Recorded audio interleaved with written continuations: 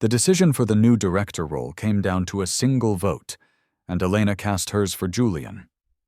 Julian was her ex-boyfriend.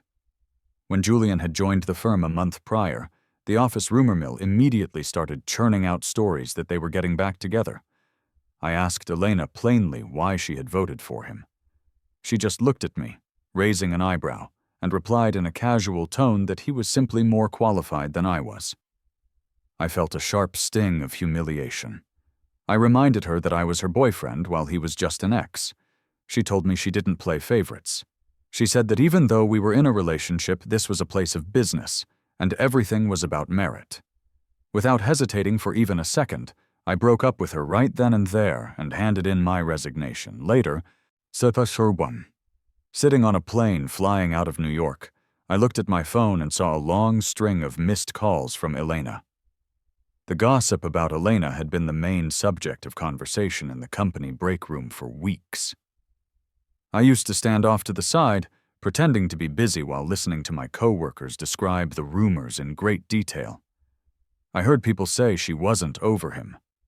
People claimed to have the inside scoop that the boss and her old flame were definitely rekindling things. Hearing this, I thought to myself that this is exactly how false narratives get built. Elena and I had been dating for 2 years, but we had never made it public. We had been sleeping in the same bed just the night before. How could she possibly be getting back together with her ex? I grabbed a coffee and walked back to my desk. Once I sat down, Toby was still talking endlessly about Elena and her ex-boyfriend. He said he thought the guy's name was Julian and that he was starting at the company that month. He asked if that wasn't crazy. When I heard the name, I froze for a moment. A year ago, Elena had had too much to drink, and a few words had slipped out. In a rough voice, she had called out a name I didn't recognize. Toby nudged me and asked what I thought, wondering if Elena and Julian would get back together. My head was spinning. I suddenly realized that the name Elena had mumbled when she was drunk a year ago was Julian. The muffled sound from my memory became crystal clear. I shook my head and told him I wasn't sure. I forced my attention back to my work. When it was finally time to clock out, Elena was leaving at the same time. Our eyes met for a second. Her look was as cold and distant as it always was at work. At the office, we always acted like we were total strangers. None of our coworkers ever suspected a thing. We squeezed into the same elevator.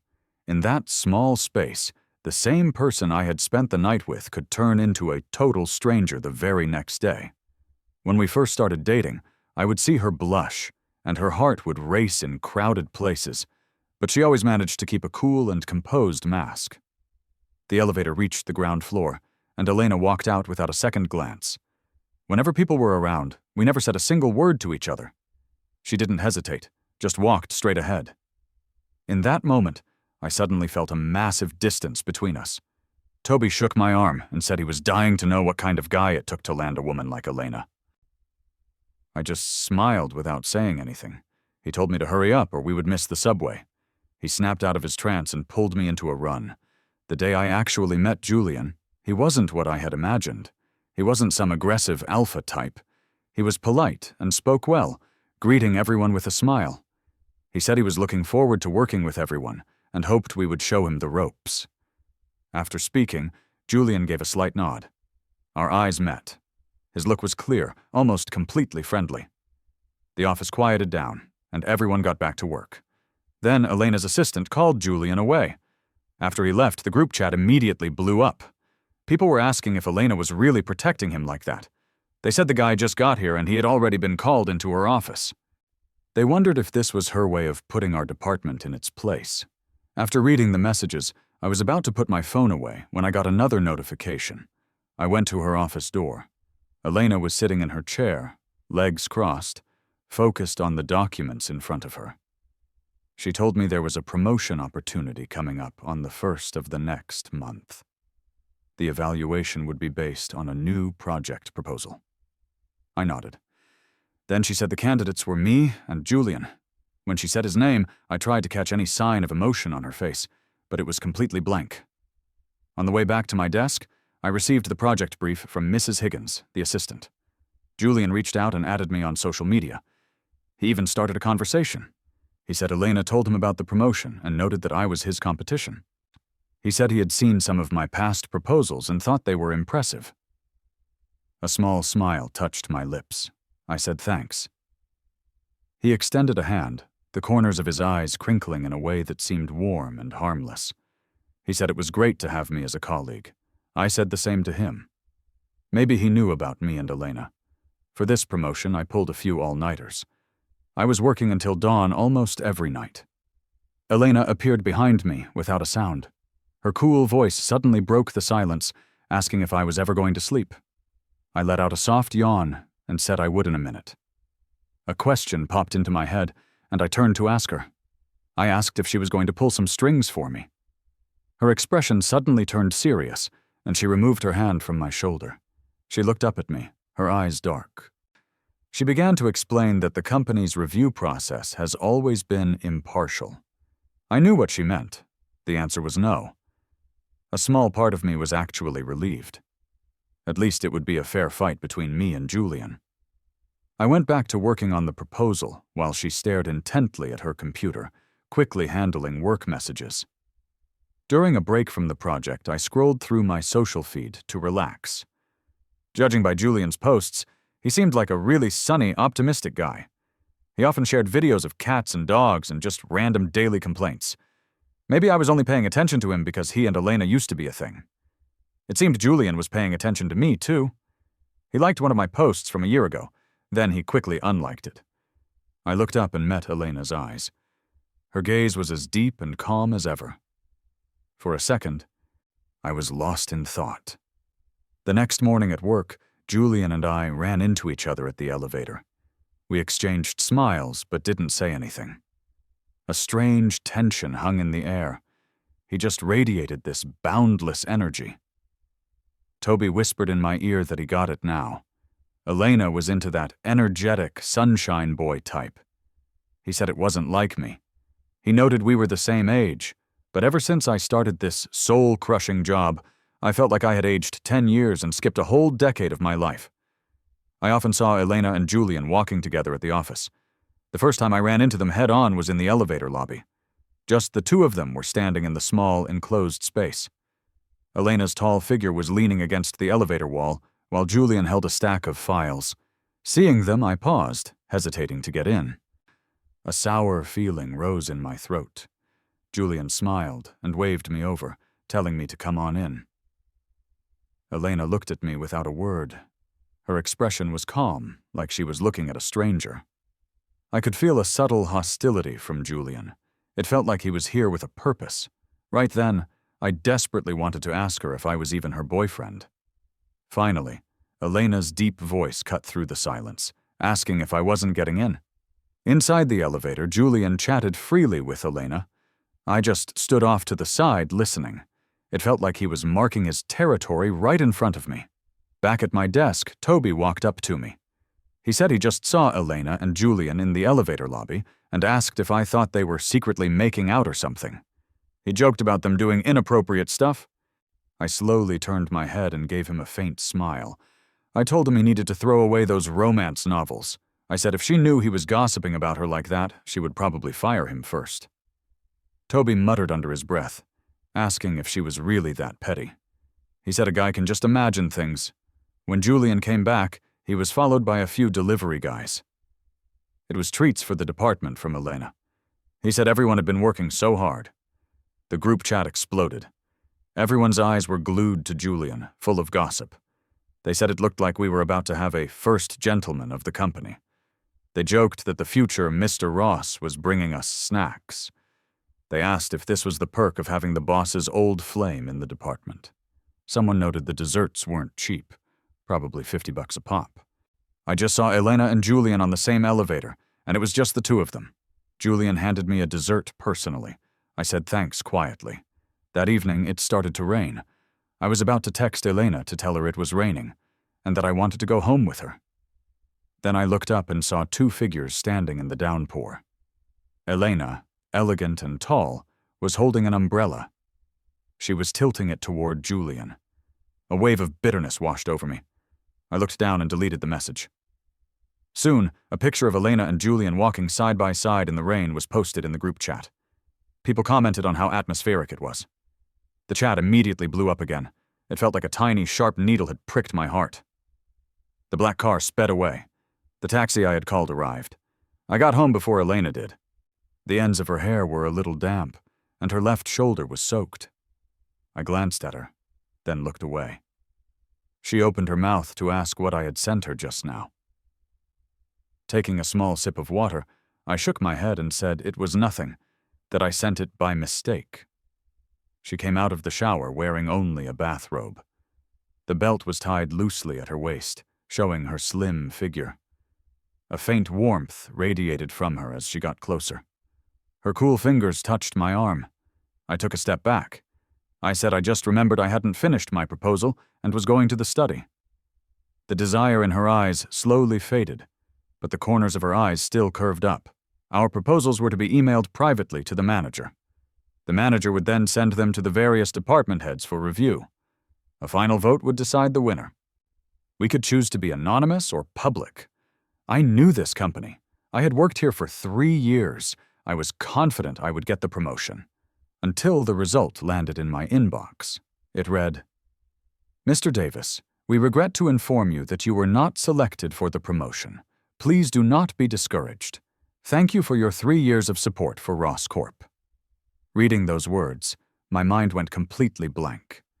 In my 3 years at the company, I had gone from a fumbling rookie to someone who could handle any task with ease. My 3 years meant less than his 1 month. The moment I saw that message, my nose started to burn. I couldn't stop my eyes from filling up. I quickly glanced around, then wiped the tears away. There were times during my relationship with Elena when I had hit a wall at work and just wanted to hold her. To let it all out in her arms. I knew it wouldn't solve anything, but I just wanted to vent, to feel sorry for myself.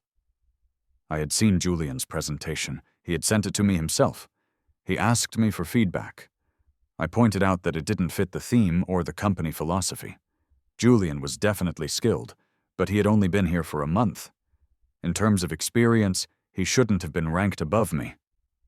I resisted the urge to storm into Elena's office. I waited until I got home. The news had already spread through the group chat. People said they were sure I had this promotion in the bag. They couldn't believe I lost to Julian. Rumor had it the deciding vote came from Elena herself. When I saw that message, my eyes ached with the urge to cry. Toby sent me a message to comfort me. He said even if Julian is going to be the boss's husband, he can't just steal someone's job like that. He asked why, if Julian is already the future Mr. Ross, they didn't just parachute him into the director role. He asked why they made me his competition, calling it messed up. I wiped my tears away and replied with a smile that I was fine. Then Elena walked through the door.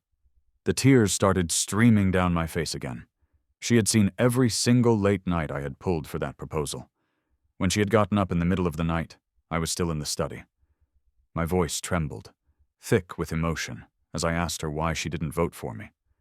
She looked at me, her eyes calm, and said it was because his proposal was better than mine. The ache in my chest was unbearable. I said, "But Elena, he's your ex-boyfriend." Hein? I'm your boyfriend." Her eyes were dark and unreadable. She enunciated each word, her tone flat, telling me that because he was more qualified than I was, she voted for him. She said she didn't play favorites. She repeated that we may be in a relationship, but the workplace is all about merit. I stared at her. Our eyes met, and I realized that this woman I had shared a bed with for 2 years had always been a stranger. I told her that she had never liked me, not even a little bit. The rumors about her and Julian were circulating around the office with a life of their own.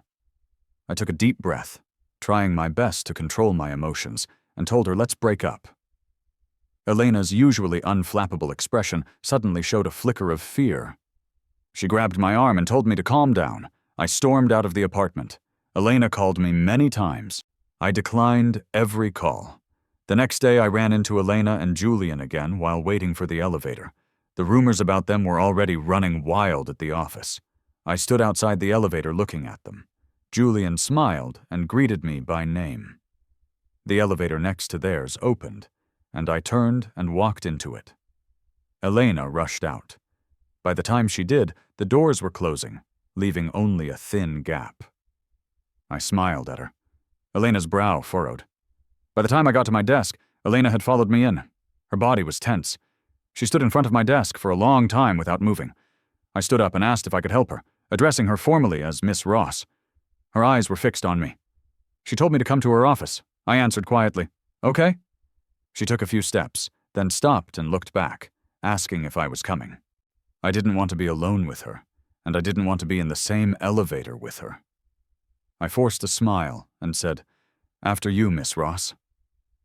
She seemed taken aback for a moment before turning and leaving. A little while later, she told me very seriously that Julian's proposal was better than mine in every way, from design to creativity. She said I should accept defeat gracefully. I nodded and said I understood. But what hurt was her blurry relationship with her ex. That lack of boundaries made me feel insecure. Everyone was saying she was trying to get back together with Julian. A bitter feeling rose in my chest. I told her if there was nothing else, I would be going. Her breath hitched.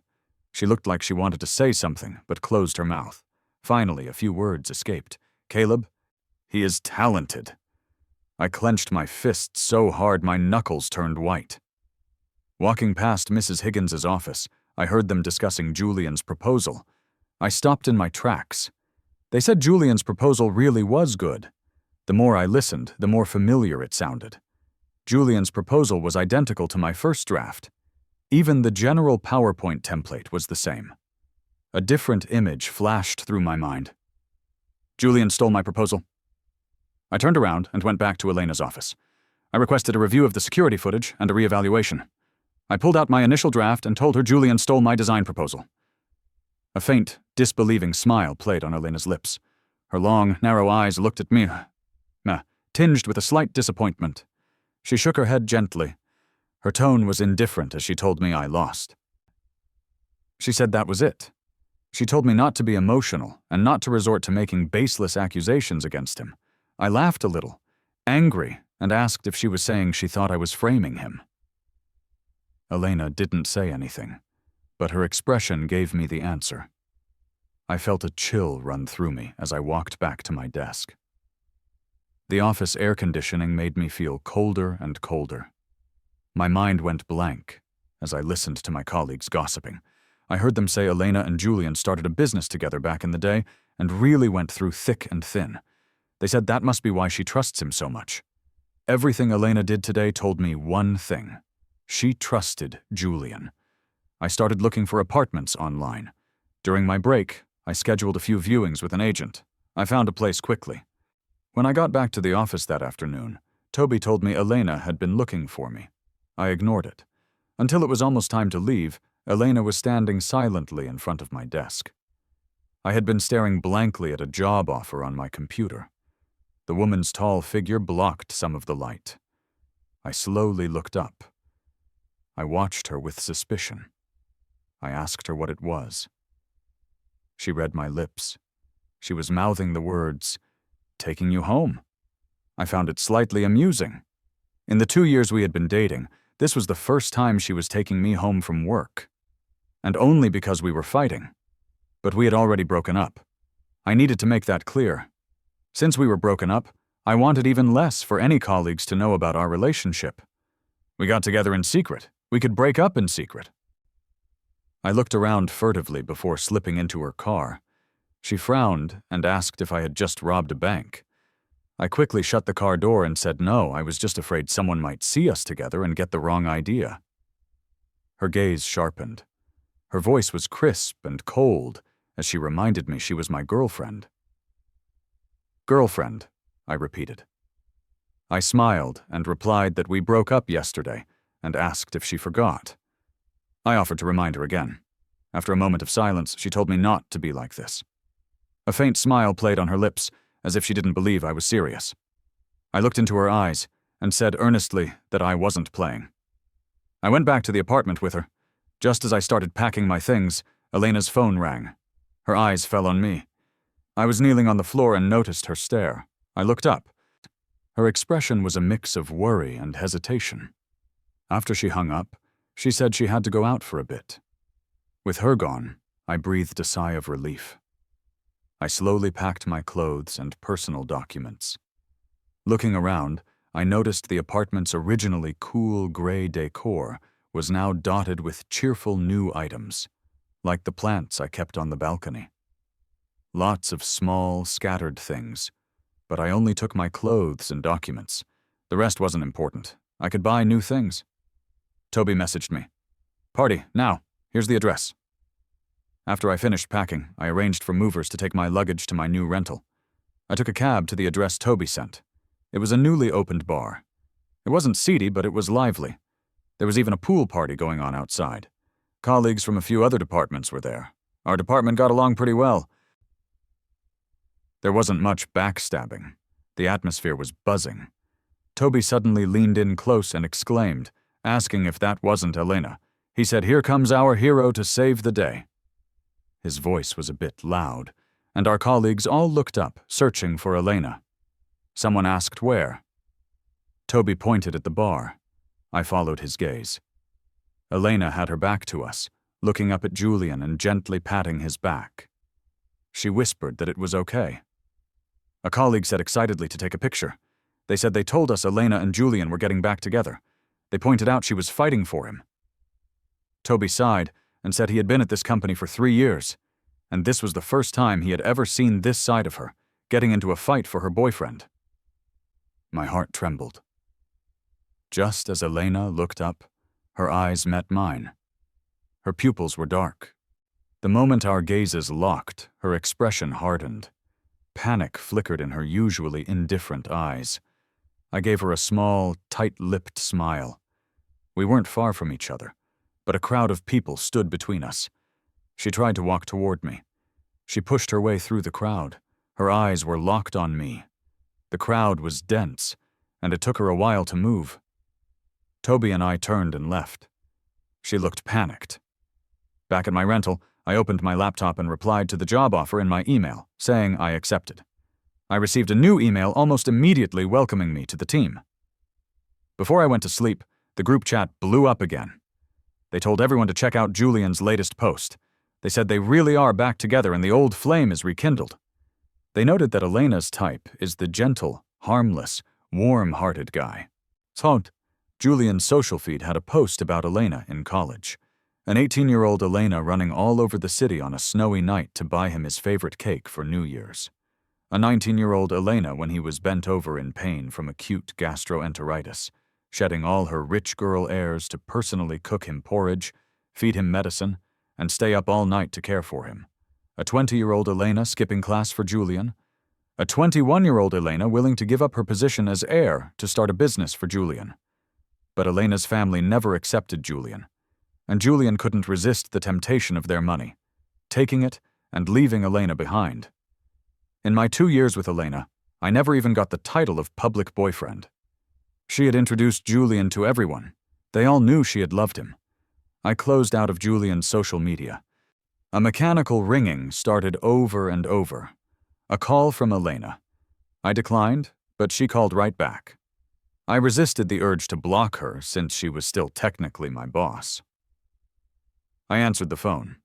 Her voice was sharp, tinged with a slight urgency. She said I wasn't home and my closet was empty. She said she didn't recall any work trips for me lately. I took a deep breath, keeping my voice calm. I told her I moved my clothes out because I moved out. Elena's voice trembled slightly as she asked about my other things. I said I didn't need them, and she could just throw them all out. Hearing that, Elena's heart started to race with a strange sense of unease. My words, "I moved out," sent a tremor through her. When she had gotten home and seen that all of my things were still in their usual places, she had felt a momentary sense of relief. It wasn't until she couldn't find me and couldn't reach my phone that the panic set in. When she opened the closet and the nightstand and saw that my clothes and personal documents were gone, Elena panicked. I submitted my resignation letter. My last day would be in 1 month. My letter was in a stack of documents that Julian submitted. Elena signed them all with her head down without any hesitation or pause. During meetings, I would always watch her intently. My gaze used to be fiery. Elena could tell it was a look of affection and admiration. But in this meeting, I just kept my head down, looking at my notebook. I occasionally chatted with the colleague next to me. My eyes never once landed on her. When I did look up absent-mindedly, and our eyes met, there was no love in my gaze. It was like I was looking at a stranger. This was the first time Elena had ever lost focus during a meeting. I quickly looked away. There was no awkwardness, no intention of meeting her gaze. It was just an accidental glance. Elena stared at me for a long time. The employees below could sense her distraction and followed her gaze. They saw she was staring at me. There was a strange mix of loss, fear, and nervousness in Elena's eyes. Until Mrs. Higgins prompted her.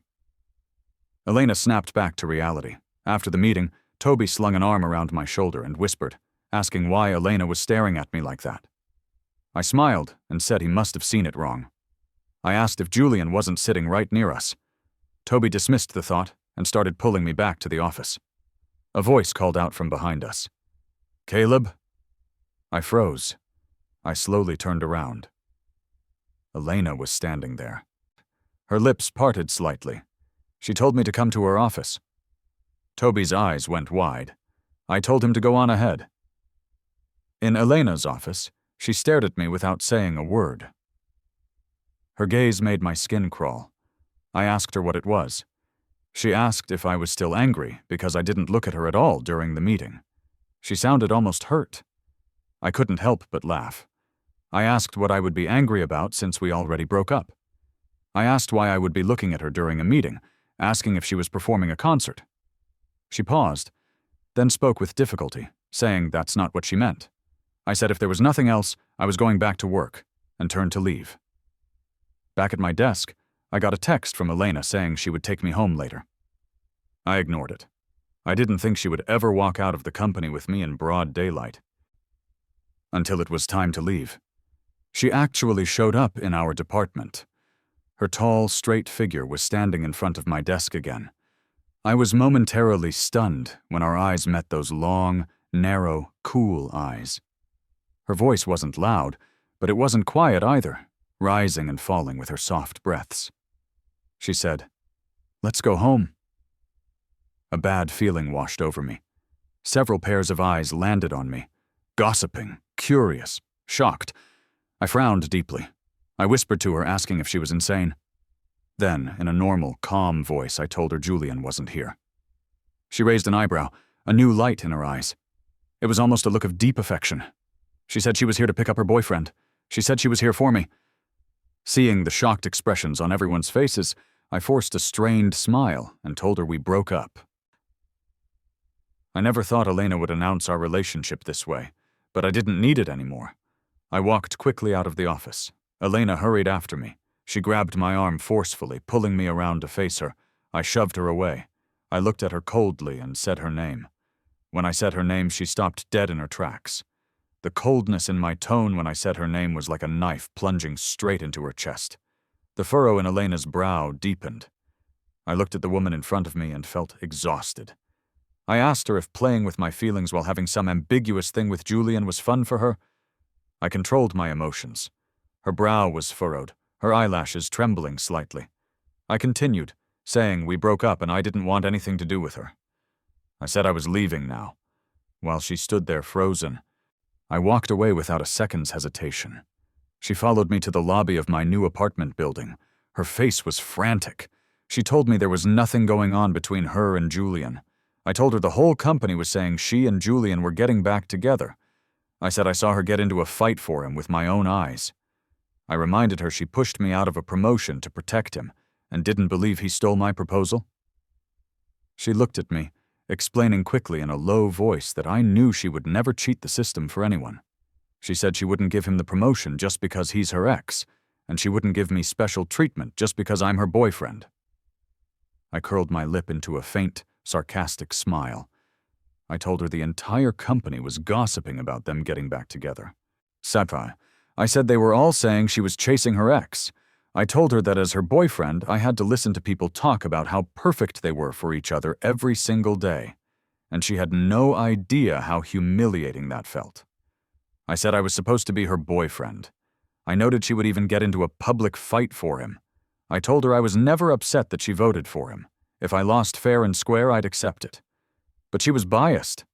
I listed her actions: holding an umbrella for him in the rain, taking him home, ordering afternoon tea for the department in her name, and having him handed out to boost his ego, and not believing he stole my idea.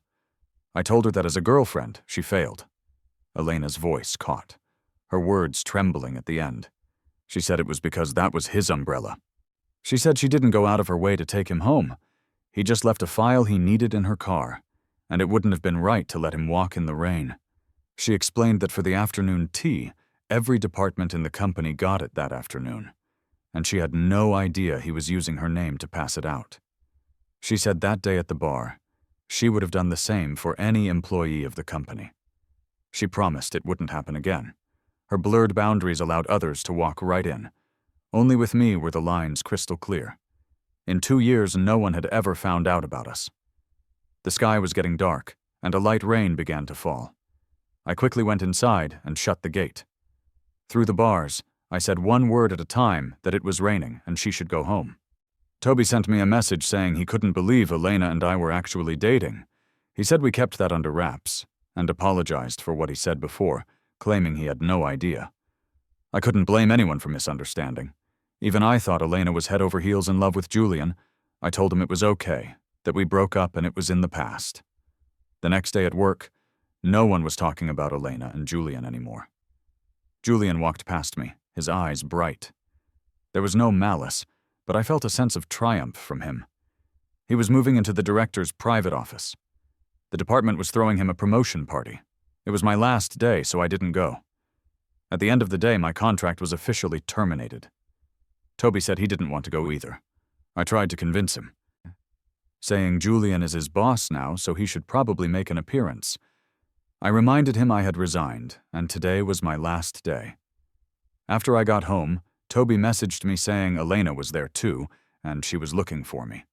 My flight was that night. I didn't spend another moment in New York. The second I left the office, I headed straight for the airport. Next stop, Kenya, Africa. I was going to see the Great Migration. When I landed, my phone was flooded with missed calls and messages from Elena asking where I was, telling me not to ignore her, and saying she was looking into the proposal issue. I joined a tour group, rested for a day, and then headed to the Masai Mara National Reserve in Kenya. There I witnessed the migration of millions of wildebeest. Riding in an open-top SUV, I saw lions.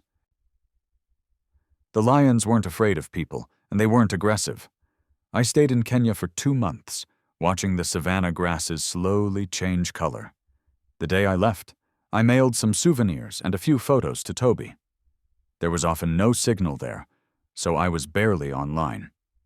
I only posted to my social feed right before heading to my next destination. After I landed, Toby messaged me saying Elena saw my post and went to Kenya. By then, however, I had already landed in Indonesia. When I left Indonesia, I sent Toby more photos and a letter and made another post. Elena chased me to Indonesia too. By the time she arrived, I was already on a plane to Iceland. As the aurora rose, I stood on the vast land gazing up at the sky. A crack opened in the dark night, and a green light shone through, shimmering and shifting slowly. It was a perfect moment. When I turned around, I felt that perfection shatter. Elena was standing behind me, her eyes red. Moisture slowly welled up, her eyelashes trembling. Her shoulders were shaking slightly as tears streamed down her face. She whispered my name, her voice a little hoarse. There was a slight tremor in it. I smiled, completely over it. She said she missed me so much. After she said it, we both froze for a moment. She began again, telling me Martin, Julian, was fired. She said he was originally a transfer from a branch office, and she didn't specifically recruit him. She didn't even know he was the one transferring until he arrived.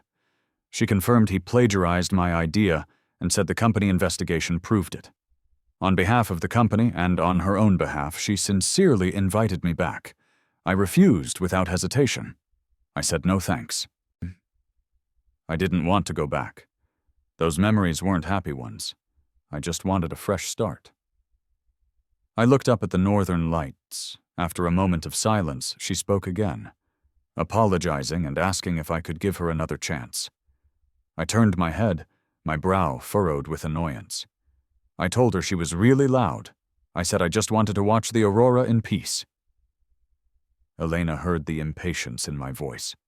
My words sent a shock through her, making her chest ache. Her eyelashes trembled. When she first saw my back, she could tell at a glance that I had lost weight. The joy of having me back, of finding what she'd lost, flooded her heart. After my trip, I took some time off and then started at a new company.